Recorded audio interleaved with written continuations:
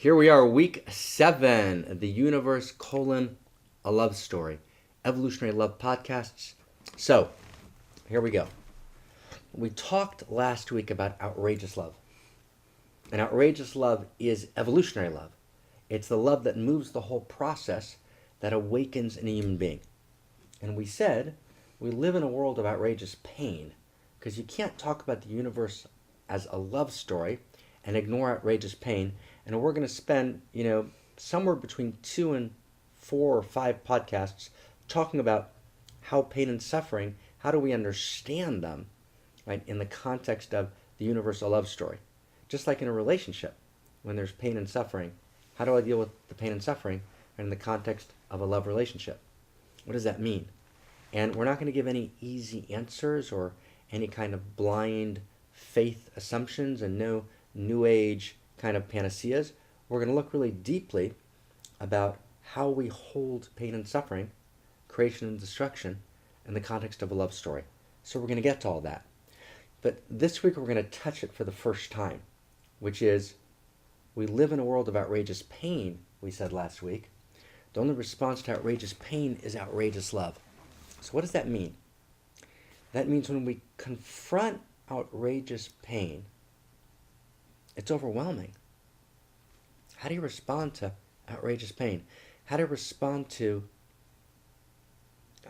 800,000 people in Rwanda being killed in 100 days, right, in a horrific massacre? And everyone listening knows that I could go on and on. In the 20th century alone, there were 7 genocides. Samantha Power wrote an incredibly important book called, A Problem from Hell, genocide in the 20th century. So how do we respond to outrageous pain? So the way we respond generally is we close our hearts. We close our hearts not because we're bad people, not because we're lost in our ego, not because we're narcissistic or materialistic or sinful or self-involved, which are the usual reasons given, but for precisely the opposite reason. We close our hearts because we care so much, because it hurts so much. And the gap between our ability to feel the pain and our ability to heal the pain is too great. So when we try and take small love, ordinary love, and apply ordinary love, right, the egoic strategy of belonging and comfort, apply that to outrageous pain, it doesn't work. You've got to be able to access outrageous love, which is the movement towards healing and transformation, right? And the movement towards more and more care that moves through the cosmos. You've got to align with that force in order to get the creativity, the energy, the potency, the power to begin to address in any way whatsoever outrageous pain. Only big heart, only the outrageous love of reality itself can actually empower me, right, to in some sense engage outrageous pain. So let's start there, right? One of the things I've noticed is that the process of creation has put freedom in the system. Yeah. It is not a robotic universe. It isn't as though a God said we're going to go through all of this and was consciously creating all these situations. It looks like it's a groping effort toward higher consciousness, greater freedom, and more complex order. There's a grope in there. There's what Teilhard de Chardin said, tapping like a blind person for more ways to do it. And in that process of groping for higher order and greater consciousness and freedom, there's been a lot of breakdowns and failures, just like there is in our personal life. It's not a one-way street here. So when you get up to human suffering, and you think of it not as a robotic universe, but as a universe that put freedom in the system, it seems to me what's happening is that we are becoming aware that we have the freedom to destroy or create, and there is no God who's going to make us be good. So this outrageous love becomes a necessity to give us the courage to handle the freedom of destroying or creating, which our species has given to itself by its brilliance. So it may sound unclear to you, but I think that the fact that there's freedom in the system as we go higher and higher order means that the so-called evil has been this groping for higher order and all the destructiveness that has come from that. And what's happening among people like ourselves now is it's no longer tolerable to feel all this suffering. So we are about to be changing the political system out of which this suffering is coming. A lot of the hunger, the disease, the poverty is coming from the way we're running the system. So let's there's so much important there. So let's go start with the beginning. Freedom in the system. Yeah. Okay? So you're in a love relationship, right? And you think your partner has no choice but to love you. So do you feel loved? No. Because you only feel loved if your partner chooses you. And so often in a relationship, when choice falls away and it becomes coercive or compulsory, right, or automatic, then love withers and dies. So in some sense, when we open up the eye of the spirit, the eye of the heart, which is a perceptive faculty that tells us about the interior of ourselves and of reality, we begin to realize that the intelligence of reality needs us, as it were, to be free. Mm-hmm. Because the universe is a love story, right? And it's because the universe is a love story, and it seeks love. It seeks higher and higher levels of care, higher and higher levels of loving. Love is only possible when there's freedom. That's right. Right? Love and control are opposites. Mm-hmm. Right? And so if I love you, right, I've got to be willing to step back and allow you freedom to choose, even if you choose against me. Because without that, there's no love. And in some sense, the intelligence of reality allows reality to find its way.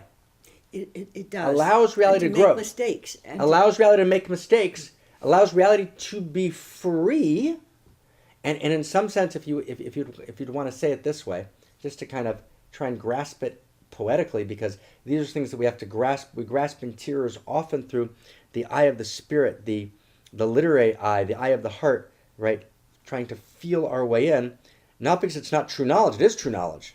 It's true knowledge that we get through feeling our way in, right? We realize that if reality is betrothing us, as it were, mm-hmm. It's saying, with this ring I set you free. Mm-hmm. Yes. Right? And in allowing for freedom, we invite love.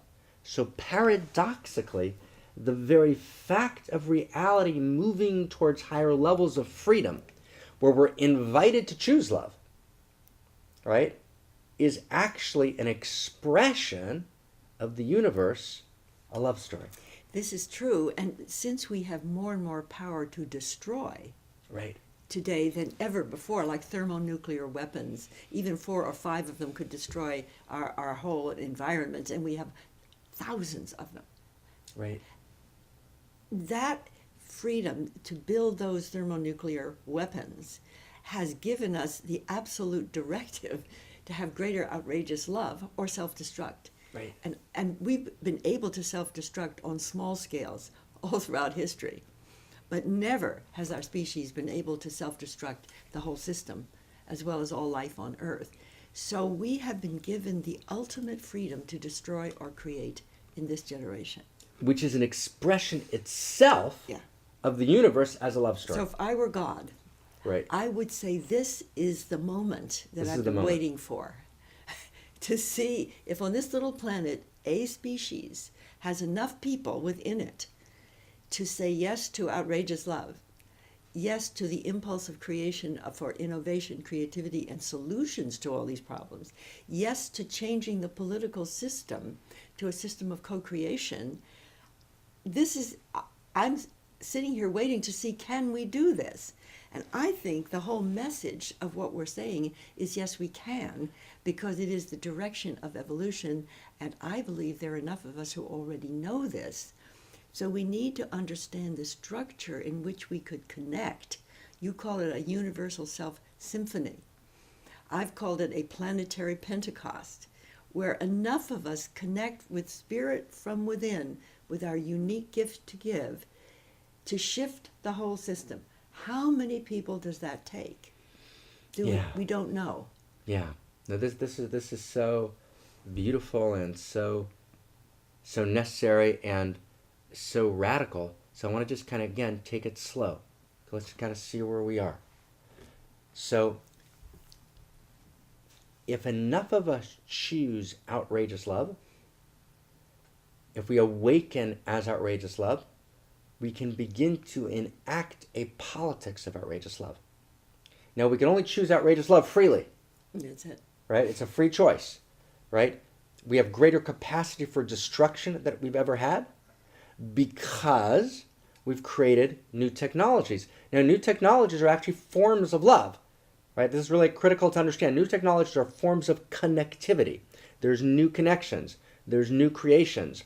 There's new mutualities that are happening. There's new embraces. That's what technology is. So technology is actually love. It's new attractions creating new births. Because whenever you have new attraction, you birth something new. That's what technology is. Technology is love. But if it actually loses its connection to its source, it can be used for, right, unlove, for destruction, right, in the most horrific sense. And so there's an urgent need to choose outrageous love in a way that there never was before. And when we choose outrageous love, we can create, if enough of us choose outrageous love, we create a unique self-symphony, what you call a planetary Pentecost in religious terms, meaning we create a tipping point in reality in which a new consciousness begins to emerge that actually deconstructs what's not working and creatively constructs new visions of politics, right? New visions of economics, right? New visions of the very basic structures of life itself, because outrageous love is creative, it's imaginative, it reimagines reality. Okay, so we got to talk about how this works really carefully, so it doesn't sound kind of Pollyannish, pie in the sky. This is actually hard, structured, clear politics here, right? A politics of outrageous love. And I think that's what we want to talk about next time. But do you have any closing before we? Well, I do. Please. If you think of the whole tendency in nature toward disorder, Right. which things break up and they don't suddenly put themselves together at a higher order. How does this happen? For billions of years, we've been going from entropy, Which is the tendency towards disorder, to higher order. How does that happen? So here's how it happens, according to Ilya Prigogine, who won the Nobel Prize for this, and I'll just say it in the most simple terms, and we can unpack it later. When a system gets dysfunctional and disordered, it uses more of its energy in handling its own disorders, like ours. Meanwhile, innovations pop up everywhere, in health, in education, in economics, in energy, in science and technology. And there's a tendency of innovations to interact with each other. While the system is dysfunctional down here, we are little innovative specks of dust, but we're coming together out of allurement. And the nature of nature is there's enough interaction by attraction of innovations, and the system cooperates in its own self-transcendence. I think we're at just the moment in our history as humanity when there are enough innovations and innovative people and loving people that we are connecting more and more rapidly every day. We have a communication system, we have an internet, we have a thinking layer of earth to connect us. And one of the things that we're doing here with this whole series is to help connect the people who would like to tip the system to the higher order. And since it's at a tipping point, you don't know one more person in the right direction of the tipping point it goes. Right. And that's so, I mean, so awesome, right? You know, and it's so outrageous, right? Outrageous is the new awesome, right? When you have an evolutionary relationship to life, right, your experience is that your next act of awakening as outrageous love, right, and creatively living that outrageous love and enacting it in the world can actually tip the entire system. Now, just before we finish, right, let's just talk for one more second so people really can break it down. So this idea of autopoiesis, which is the name, or one of the names given to what Barbara's describing, right, let's just talk about it a little bit just so people get it before we bring in politics in the world, just kind of how does it work simply. So you have a system at disequilibrium, meaning a system that's not in balance with itself. It's out of balance. And then at a point of disorder, right, there are dimensions in the system which create new integrations. Innovations, yes, and mutations in biological terms. Mutations create, in biological terms, you've got particular expressions, they're called mutations, which create new innovation, and the system jumps to a higher level of order. Yes, because it tends by allurement to attract. Right. Now, why are you and I together? So now, before we make the jump, so this process that Barbara's describing that happens at the physical level, right, is also happening at the societal level. Yes. That's the key idea. That's the key idea, and I think in the next podcast we should Right. really talk about the evolution of politics Right. as the attraction of innovative people, creative people everywhere on Earth. Anyone, anywhere on Earth. We could become a planetary culture. So part of the evolution of love, right, is actually to develop a politics of outrageous love that begins to enact, right, a planetary culture. What does that mean? Is that pie in the sky? Is that weird? Is that strange? Or is that the natural trajectory of evolution itself, of love itself evolving? We're going to get to that soon. Have an awesome week. Thank you, Barbara. Love you. That's great. Total. Yeah, Do you love me? I do. Okay, just checking. Okay.